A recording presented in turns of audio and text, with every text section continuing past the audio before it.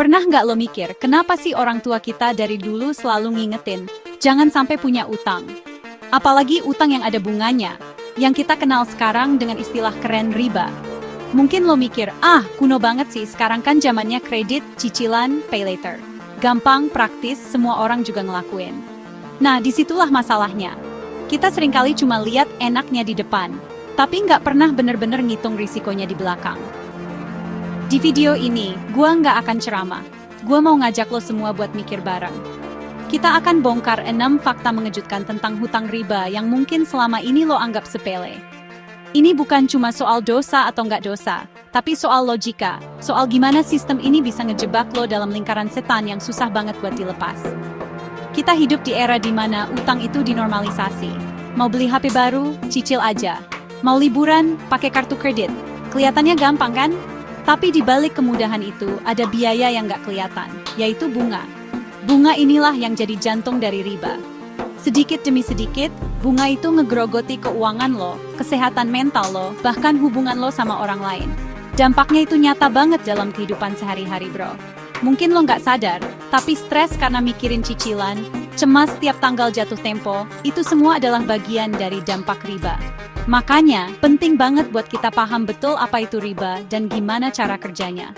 Jadi, sebelum lo gesek kartu lagi atau klik tombol ajukan pinjaman, coba deh luangin waktu sebentar buat nonton video ini sampai habis. Anggap aja ini investasi waktu buat masa depan finansial lo yang lebih sehat. Gue jamin, setelah lo tahu fakta-faktanya, cara pandang lo terhadap utang nggak akan sama lagi. Gue mau lo jadi orang yang smart, bukan cuma ikut-ikutan tren. Karena pada akhirnya, kebebasan finansial itu bukan soal berapa banyak duit yang lo punya, tapi soal seberapa sedikit utang yang ngejerat leher lo. Siap? Mari kita mulai. Close the door. Oke, fakta pertama. Banyak orang mikir, riba itu kan urusannya orang Islam doang, haram katanya. Salah besar. Kalau lo mikir ini cuma soal satu agama, lo keliru. Coba kita buka sedikit wawasan kita. Betul, dalam Islam, larangan riba itu sangat tegas. Jelas tertulis di Al-Quran, dianggap sebagai salah satu dosa besar. Kenapa? Karena prinsipnya adalah eksploitasi, mengambil keuntungan dari kesulitan orang lain. Tapi coba kita lihat lebih luas. Jauh sebelum itu, filsuf Yunani kuno seperti Aristoteles juga udah nentang konsep bunga. Dia bilang, uang itu kan alat tukar, dia nggak bisa beranak. Jadi ngambil bunga dari uang yang dipinjamkan itu nggak alami dan nggak adil. Bukan cuma itu. Dalam ajaran Kristen dan Yahudi pun ada larangan serupa, terutama soal meminjamkan uang dengan bunga kepada sesama saudara atau orang miskin. Intinya, sama melindungi yang lemah dari praktik yang mencekik. Jadi, ini bukan sekadar aturan dogmatis satu agama, bro. Ini adalah sebuah kearifan universal yang udah ada ribuan tahun. Para pemikir dan tokoh-tokoh besar dari berbagai peradaban udah melihat bahaya dari sistem ini. Bahaya di mana yang punya modal bisa duduk santai, sementara uangnya bekerja menghasilkan lebih banyak uang dari keringat orang yang butuh pinjaman. Jadi, kalau lo masih nganggep ini cuma masalah halal haram, coba pikir lagi. Ini masalah keadilan dan kemanusiaan. Sekarang kita masuk ke logika, ke matematika sederhana yang sering kita abaikan. Fakta kedua, riba itu secara matematis dirancang untuk menciptakan beban finansial yang berat. Bahkan bisa dibilang mustahil buat sebagian orang. Lo pinjem 1 juta, bunganya 10% sebulan. Kelihatannya kecil kan? Cuma 100.000. Tapi coba kalau lo telat bayar. Bulan depan, bunga itu dihitung bukan dari 1 juta lagi, tapi dari 1.100.000. Namanya bunga berbunga, atau compound interest. Inilah senjatanya yang paling mematikan. Dia tumbuh secara eksponensial, sementara kemampuan lo buat bayar paling banter naiknya linear. Nggak akan pernah kekejar. Awalnya lo pinjem buat nutup kebutuhan mendesak. Tapi karena bunga yang terus ngegulung, akhirnya lo harus pinjem lagi di tempat lain buat nutup utang pertama. Gali lubang, tutup lubang.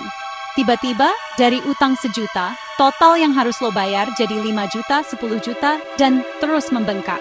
Lo kerja banting tulang bukan buat masa depan lo, tapi cuma buat bayar bunga ke si lintah darat.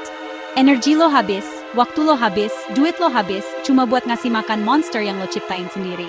Ini bukan lagi soal membantu, ini soal menjerat. Sistemnya memang didesain seperti itu. Mereka untung besar justru dari ketidakmampuan lo membayar tepat waktu. Sadis kan?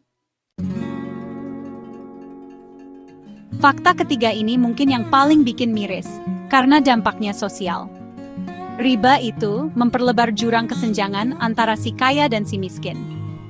Coba lo pikirin deh, siapa yang paling sering butuh utang dengan bunga tinggi? Pasti bukan konglomerat. Yang butuh itu biasanya orang-orang yang kepepet. Orang yang butuh modal buat usaha kecil-kecilan, yang anaknya sakit butuh biaya berobat, atau yang gajinya nggak cukup buat hidup sebulan.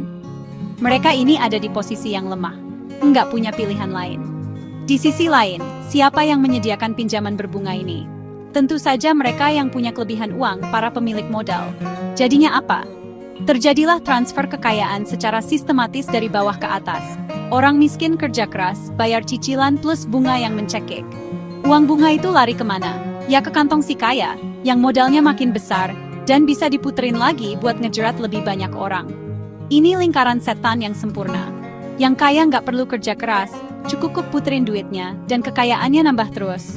Sementara yang miskin, makin terperosok dalam utang, makin susah buat naik kelas. Kesenjangan sosial bukan lagi soal si A lebih rajin dari si B. Tapi karena sistemnya memang dirancang untuk menguntungkan satu pihak dan merugikan pihak lain.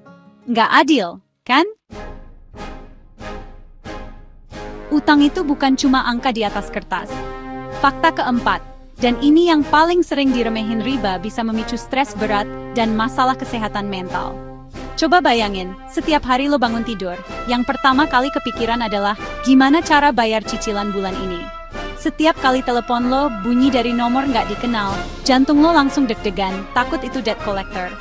Lo jadi gampang marah, cemas berlebihan, susah tidur di malam hari. Fokus kerja jadi buyar karena pikiran lo terus-terusan dihantui angka-angka utang yang nggak ada habisnya. Ini bukan hidup, ini penyiksaan mental secara perlahan. Tekanan ini nggak berhenti di situ. Stres finansial ini bisa merembet kemana-mana. Hubungan sama pasangan jadi sering ribut karena masalah uang. Lo jadi ngejauhin teman-teman karena malu atau minder dengan kondisi lo. Lo merasa terisolasi, sendirian, dan gak ada harapan. Depresi itu bukan hal yang aneh bagi orang yang terjerat utang riba. Bahkan, di kasus-kasus ekstrem, ada yang sampai nekat bunuh diri karena merasa gak ada jalan keluar. Jadi, sebelum lo anggap remeh utang kecil, pikirin lagi dampaknya ke jiwa lo. Kesehatan mental lo itu jauh lebih berharga dari HP model terbaru atau liburan yang cuma buat pamer di sosial media. Kalau lo pikir praktik riba ini dibiarin bebas gitu aja, lo salah. Fakta kelima, banyak negara maju di dunia sadar akan bahaya ini dan punya regulasi yang ketat buat ngatur atau bahkan ngelarang praktik riba. Mereka ngerti kalau dibiarin liar, sistem ini bisa ngerusak ekonomi dan stabilitas sosial. Di banyak negara Eropa misalnya, ada yang namanya usury laws atau hukum anti riba. Ada batasan maksimal bunga yang boleh dikenakan oleh lembaga keuangan. Kalau ada yang pasang bunga di atas batas itu, dianggap ilegal dan bisa kena sanksi pidana. Kenapa? Karena mereka mau melindungi warganya dari praktik lintah darat. Negara-negara ini sadar bahwa fungsi lembaga keuangan itu seharusnya membantu perputaran ekonomi, bukan mencekik warga negaranya sendiri. Mereka membuat aturan main yang jelas supaya nggak ada eksploitasi. Di Indonesia sendiri, kita punya OJK, Otoritas Jasa Keuangan, yang tugasnya mengawasi. Tapi pertanyaannya, seberapa efektif pengawasannya, terutama dengan maraknya pinjol ilegal yang operasinya kayak hantu. Intinya adalah, bahkan negara yang sistemnya kapitalis sekalipun melihat adanya red line yang nggak boleh dilewati. Ini bukti bahwa bahaya riba itu diakui secara global, bukan cuma isu lokal atau isu agama tertentu. Ini adalah masalah serius yang butuh intervensi dari pemerintah. Setelah kita bahas semua hal yang suram tadi, sekarang kita ke fakta terakhir yang ngasih harapan. Fakta keenam, alternatif bebas riba itu ada dan semakin berkembang. Jadi, lo nggak harus kejebak di sistem konvensional kalau emang nggak mau. Salah satu yang paling populer tentu saja sistem keuangan syariah. Bank syariah, asuransi syariah, reksadana syariah. Prinsip dasarnya bukan pinjam-meminjam uang dengan bunga, tapi lebih ke bagi hasil, mudharabah, sewa-menyewa, ijarah, atau jual-beli dengan margin keuntungan yang disepakati di awal, murabahah. Jadi lebih transparan dan adil, risikonya ditanggung bersama, bukan cuma dibebankan ke peminjam. Selain perbankan syariah, ada juga gerakan koperasi simpan pinjam, yang basisnya gotong royong, bukan cari untung dari bunga. atau bahkan platform peer-to-peer lending syariah yang menghubungkan langsung pemilik modal dengan orang yang butuh dana dengan akad-akad yang sesuai prinsip. Intinya, lo punya pilihan. Mungkin prosesnya nggak seinstan pinjol ilegal yang cuma butuh KTP. Tapi ini soal membangun fondasi keuangan yang sehat dan berkelanjutan. Lo harus lebih proaktif nyari informasi. Jangan cuma pasrah sama pilihan yang paling gampang di depan mata. Dunia keuangan itu luas, bro. Selalu ada jalan yang lebih baik dan lebih berkah kalau kita mau berusaha mencarinya. Jadi, itu tadi 6 fakta tentang hutang riba. Gua harap setelah nonton ini, otak lo jadi sedikit lebih terbuka. Ini bukan soal menakut-nakuti, tapi soal ngasih lo tools buat mikir. Keputusan finansial itu salah satu keputusan paling penting dalam hidup lo. Salah langkah sedikit, dampaknya bisa panjang dan menyakitkan. Jadi, gue ngajak lo semua untuk jadi lebih bijak. Sebelum ambil utang, tanya dulu ke diri sendiri. Gue beneran butuh ini, atau cuma pengen? Bedain antara kebutuhan dan keinginan. Kalaupun memang butuh, hitung dengan cermat kemampuan lo buat bayar. Jangan cuma ngandelin gampang lah, nanti juga ada rezeki. Rezeki itu harus dijemput dengan perencanaan yang matang, bukan dengan kenekatan. Jangan pernah malas buat cari informasi. Sekarang ini zaman digital, semua data ada di ujung jari lo. Bandingkan produk pinjaman yang satu dengan yang lain. Baca semua syarat dan ketentuannya, terutama bagian yang ditulis dengan huruf kecil. Kalau perlu, tanya ke orang yang lebih ngerti. Jangan malu dianggap nggak tahu. Lebih baik malu bertanya daripada sesat di jeratan utang. Ingat, literasi finansial itu bukan cuma buat para ekonom atau akuntan. Itu adalah skill bertahan hidup di zaman modern ini. Lo harus bisa ngelola uang lo sendiri, karena nggak ada orang lain yang akan peduli sama nasib keuangan lo selain diri lo sendiri. Pada akhirnya, semua kembali ke pilihan lo. Lo mau jadi orang yang dikendalikan oleh utang, atau lo yang mengendalikan keuangan lo? Lo mau hidup dalam kecemasan setiap bulan atau hidup dengan tenang dan merdeka? Gue nggak bisa maksa lo. Tugas gue di sini cuma ngebukain pintu. Lo sendiri yang harus melangkah melewatinya. Pikirkan baik-baik. Jadilah smart people.